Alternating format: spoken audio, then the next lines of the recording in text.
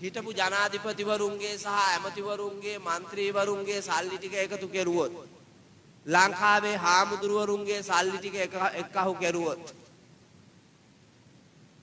රට සම්වර්ධනය කරන්න බැරි වෙයිද? රට සම්වර්ධනය කෙරුවා. හැබැයි වැඩක්ම නැති මිනිස්සු ගාව සල්ලි තියෙන. හාමුදුරුවරුන්ට සල්ලි මොකටද පුතා ඔච්චර?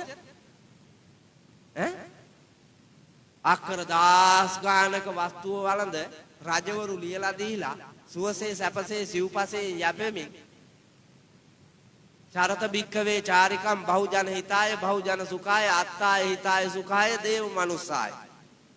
ගමින් ගමට නිගමින් නිගමට මාවතක් ඔස්සේ පිහිට විය යුත්තාට පිහිට වෙමින් සරන්නට කියලා බුදුරජාණන් වහන්සේ අනුදැන වදාරා පොට්ටනි බැඳ බැඳ නින්දගන් තියාගෙන මැරෙනකයි යදින්න කියලා කිව්වද ඒකේ? නෑ. මහාන කරන්නේ පරපුරේ එකෙක්මනේ හාඳුරු. ඔව්. වෙන කෙනෙකුට දෙන්නේ බාප්පගේ කාගේ අයියාගේ කාගේ මල්ලිගේ කාගේ නංගිගේ කාගේ අය බූදලේ අයලු පිට පරසක් වල ගහන්න එපයි නෙමෙයිද මේක සම්බුද්ධ ශාසනයේද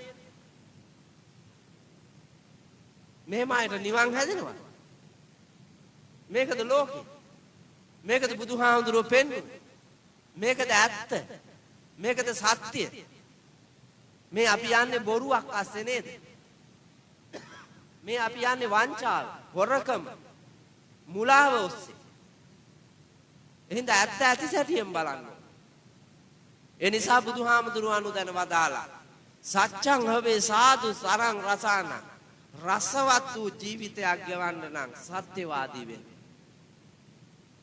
සැපත තුලින් රස විඳින්න ඇහැට කනට නාසයට දිවට ශරීරයට මනෝභාවයන්ට තෘප්තිය දැනෙන මිහිර දැනෙන ජීවිතයක් ගෙවන්න නම් සත්‍යවාදී වෙන්න මේ ලෝකේ ලංකාවේ ජීවත් වෙන පුරවැසියෝ හැටියට ඔබට පේනවා ඇති බොරුව වංචාව දූෂණය හොරකම රජකම හැටියට තියාගෙන ඉන්න තැනක් ලංකාව. ඒ මත ලංකාව දෝලණය වේ. රජවරු මැතිවරු ඇමතිවරු සිටින පාර්ලිමේන්තුව හොර ගුහාවක් වාගේ ඒ නමට නින්දාවක් ශ්‍රී ලංකා ප්‍රජාතාන්ත්‍රික සමාජවාදී ජනරජය කියන නමට නින්දාවක් මුන්ගේ චරිතය. නින්දිත පාර්ලිමේන්තුවක් තියෙනවා. පාර්ලිමේන්තුව හොඳට තිබ්බනම් හිඟා කණ්ඩ යනවාද? පොසත් ශ්‍රී ලංකාවේ අපි දැනට වසර 100 ගානකට එහා අතීතය බලනකොට කෝටි 15කට එහා හාමුදුරුවනේ සෙනග. දැන් ඉන්නේ දෙකමාර. කෝටි 15කට එහා සෙනග හිටපු රටේ මිනිසුන්ට කණ්ඩ දීලා අතිරික්තයෙන් වටේ තිබිච්ච රටවල් වලටත් කණ්ඩ දීපු අපි. දැන් පොල් කට්ට අරගෙන අපි කණ්ඩ දීපු රටවල් වලට හිඟා කණ්ඩ යනවා.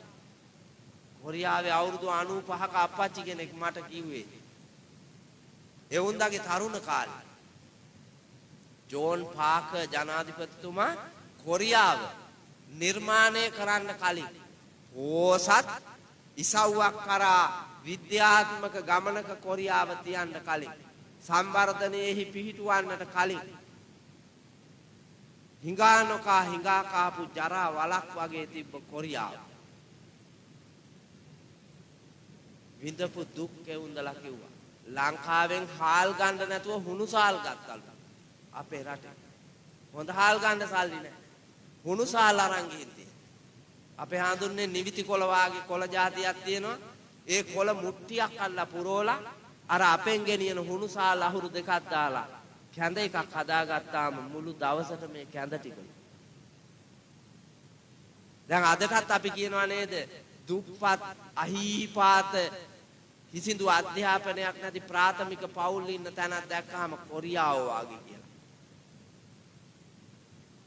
කොරියාවේ හැම ජරා වලක් පුතා ඉස්සර තිබ්බේ. හැබැයි ජෝන් පාකර් ජනාධිපතිවරයා හොඳ දෘෂ්ටියකින් ලෝකේ වටේටම දක්ෂයෝ යවලා ශිල්ප ශාස්ත්‍ර හදාරලා කොරියාවට ගෙන්නාගෙන කොරියාවේ මිනිස්සු ගාව තිබිච්ච රන් රිදී මුතු මැණික් ආදී සියලුම දේවල් ඇත්තන්ගේ නැත්තන්ගේ ඔක්කොම රාජ්‍ය ගබඩාවට එකතු කරලා ලේඛනගතව ඒ ධනයෙන් කොරියාව සම්වර්ධනය කෙරුවා. කොරියාව සම්වර්ධනය කරලා සම්වර්ධනය වෙන්න අර ලේඛනයට අනුකූලව ගත්තු සියලුම ඒවා ණය අරන් තියෙන රටේම පුතා